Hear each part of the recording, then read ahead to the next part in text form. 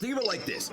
Don't look at it as holding the stock. View this as a high yield savings account, right? This is money that you're not going to get back for a while. If you set a timeline, you have to pay your rent by a certain amount of time. You've got very short term expiration options. You're looking at this the wrong way because. Please go back. Please go back to May and early June and watch his fucking videos. Please. Man, fuck your why. Seriously. I'm done with this cat too, man, and his cat. I'm done with this cat and his cat. Is he wrong? No. Now he's right. But that's what a bunch of us were saying in the beginning when we realized these guys were full of shit. They didn't know what they were doing. They didn't know what they were talking about. This thing could potentially be stretched out for a while. I have a theory that Adam Aaron has his hand in this, and if he doesn't have any fucking shares to sell off to somebody when this price is higher and he's not benefiting from it, he's going to do whatever the fuck he can to make sure no one else benefits from it. He's already made that clear by when we were running up and should have been Breaking Bad earlier. He decided to dump a bunch of fucking shares and drive the price down, but he made money. So yeah, I'm just whatever, man. It's whatever. I don't like this shit. I just don't. I don't like this shit. I don't like what this whole 180 these guys have done. I don't fucking like it. I don't like that they were all in Kansas together for the shareholder meeting. I don't like that I know he has a friendship or whatever it is, a business partnership with Adam Aaron. I know these fucking assholes were in that meeting. I know they spoke with Adam and they know more about what's going on than anybody else. They brought you all into this fucking play and they have an obligation to inform you of anything they know. I don't give a fuck if it's a gag order, ND. Well, I don't care. I don't care. I'm literally, yeah, I want all you to know this. Review Dork, you, Trey, fucking Matt Kors, Adam Aaron, all of you. I'm going to start looking into the legal side of some things. I'm going to start seeing if some company names, some of your names. I mean, I know the fucking states and shit you live in, the ones you visited. It's not hard to fucking search you guys. You guys have already said your birthdays on air like a bunch of dumbasses. It'd be very easy to look you up and see if you're part of any sort of litigation, if there's any litigation against you, anything should be findable. Might take a minute, but should be able to find it. Because all this is bullshit. All this is just craziness, and I'm sick of fucking hearing it. Literally, I'm tired of hearing it. I wonder if they're going to start rotating lessons. Like, yeah, little fuck bubble Robin, STV, trying to teach options. Options take some time to learn, guys. I want you to understand that right now. They take time to learn.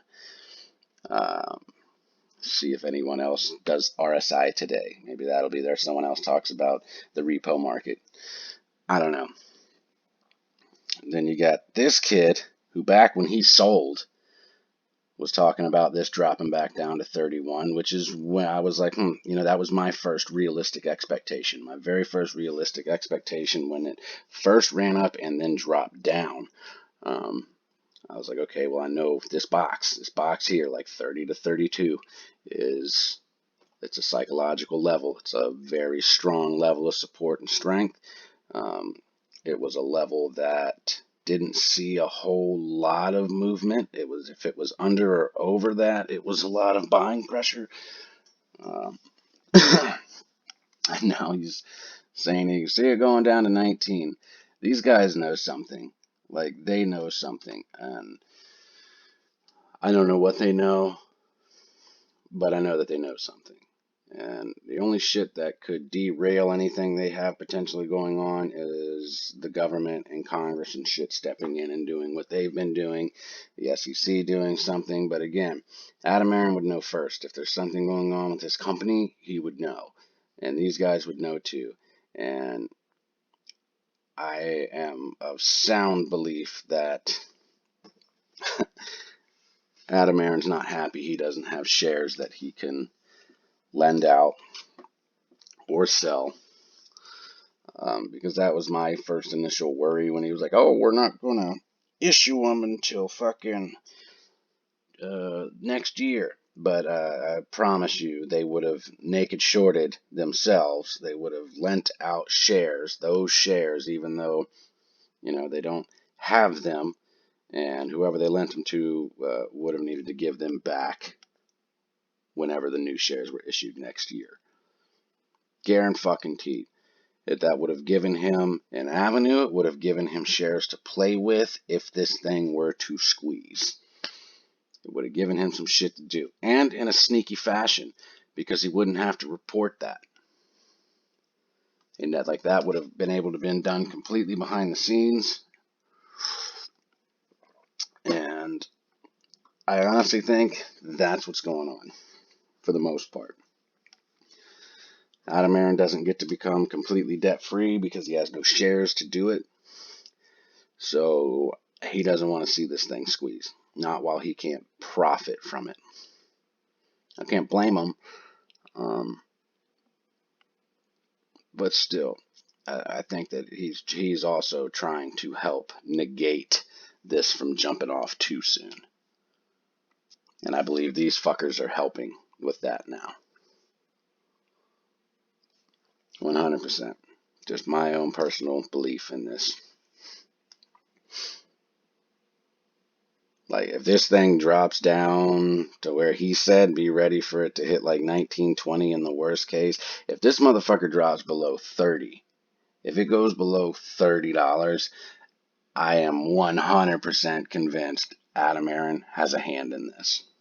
Definitely has a fucking hand in this. And he either wants to somehow figure out a way to reacquire market shares at a nice low price where it can fucking get jacked up. He can unload them somehow. Like, there's a bunch of ways. Like, the motherfucker gifted shares to his kids who could do whatever the fuck they want with them, It could have them sold immediately if they wanted to. There's just a lot of ways that CEOs can manage and swap and flip and gift and do all kinds of shit with shares, man. So, I don't know. I don't like this at all. I don't like these fuckers acting like they're your friends when they just tried to rob all of you with fucking Ape Fest after already robbing you guys. And then they cut out, took profits, and left you guys still bleeding. You trusted these guys. They fucking did not tell you whatever they knew or whatever they felt or whatever financial advisor they hired, whatever the case may be. They're not being honest with you. They're not being honest with anyone anymore. None of them. None of them are. That's why they don't want to talk about this shit specifically anymore. They want to talk about other shit. You gotta take it for whatever you want to take it as. But that right there, now all of a sudden, you guys need to think of this as a long-term savings account. You're not gonna get your money for a while. Like, was that a Freudian slip? Was it? I mean, I don't know. Was that a Freudian slip? Hey guys, you don't even know what I know. I know when this is going off because Adam Aaron's actually helping control it.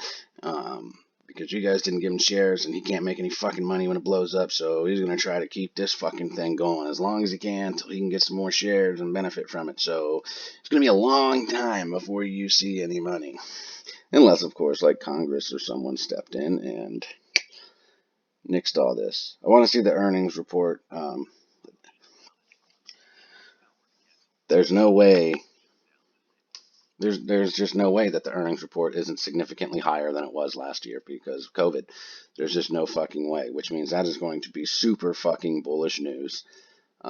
This is now legitimately, this is at a price that fundamentally easily makes sense. It just does. It could easily be at this price, especially with the boom back and movie theaters opening up and all the new shit going on, all the different avenue they're taking to expand the business.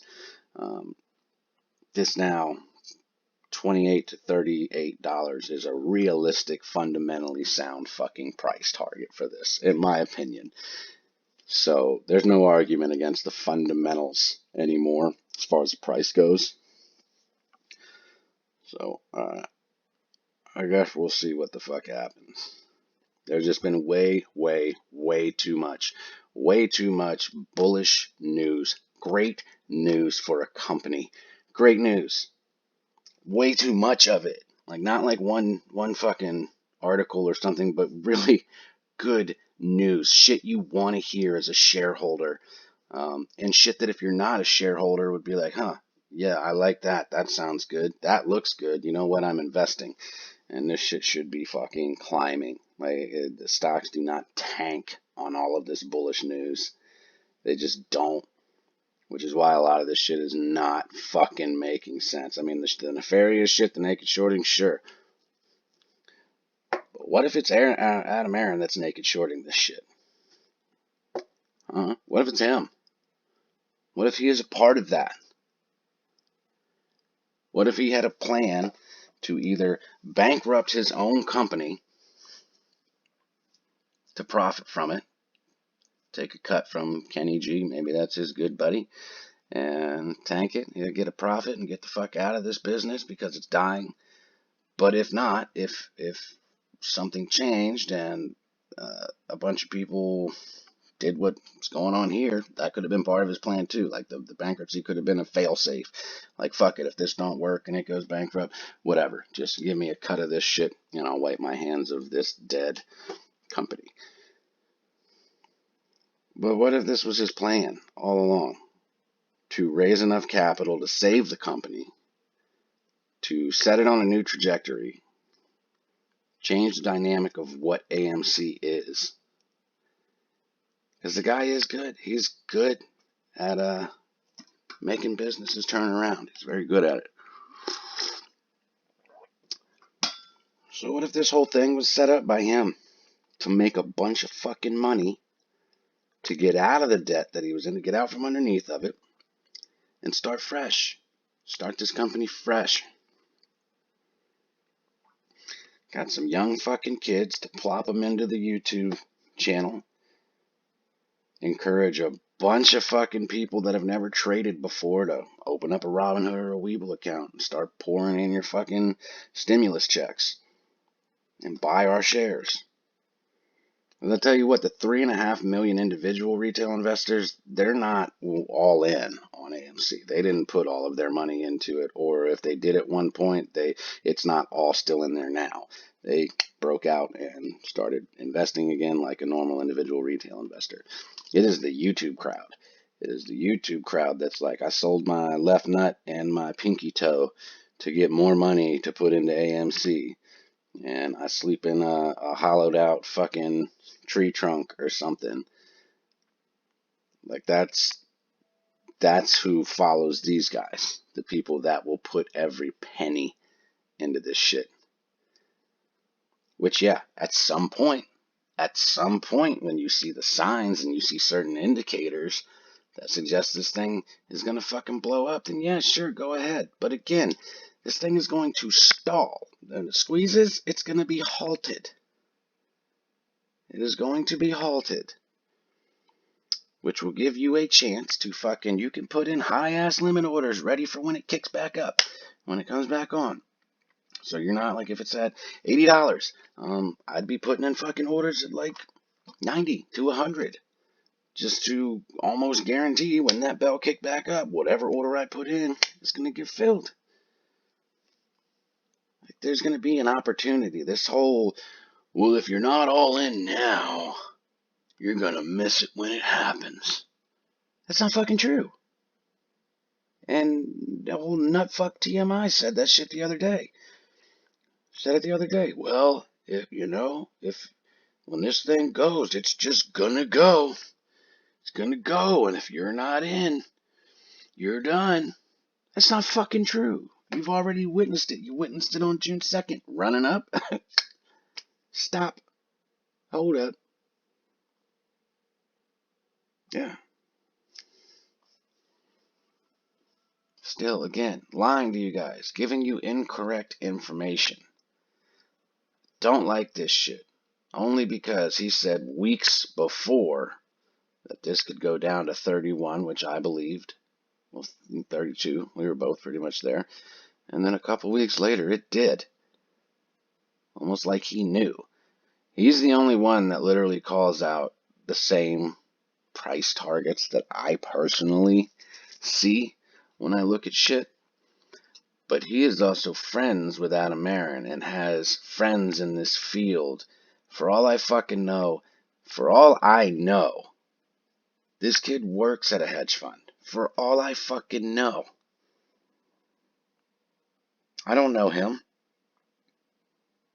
I don't fucking know him. I've never met him. I've heard his story. I've never validated it. No, none of that shit. Nobody really does. Who knows? Who knows?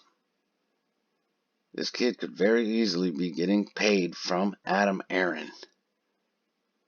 And could have been for a long time. Because again, that whole scenario, a CEO coming onto a YouTuber's channel to speak to 300,000 of your investors out of the millions that you have is just silly.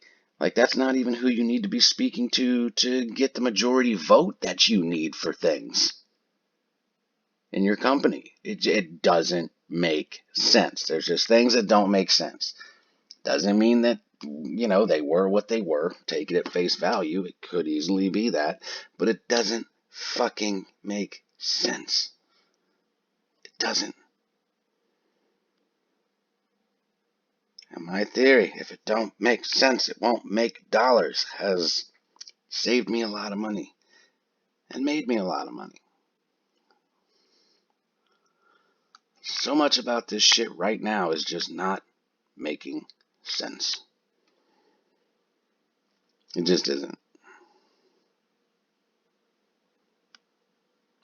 And I think Adam Aaron may be sincerely worried that people are going to sell off. Essentially, if this was his plan, he would be fucked. Not only would he not be able to go bankrupt now because there's going to be a certain amount of people that stay invested in this, and that even if it dropped, we'll keep investing in it to a certain point, keeping it afloat, keeping it from going bankrupt. He may have fucked himself out of everyone else's money pumped into this to be able to do, another little moonshot.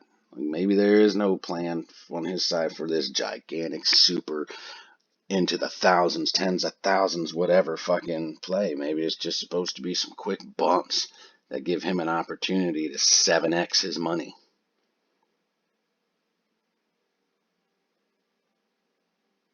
Ain't a person in this world that won't take $100 million and be like, hey, you can 7x this.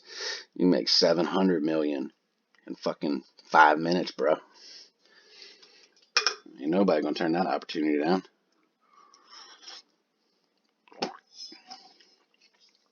You guys have got to start challenging this shit and start looking into this shit. You just have to. You have to. We got about an hour to market open. Alright, now we're going to look at some charts and shit. Make another video later.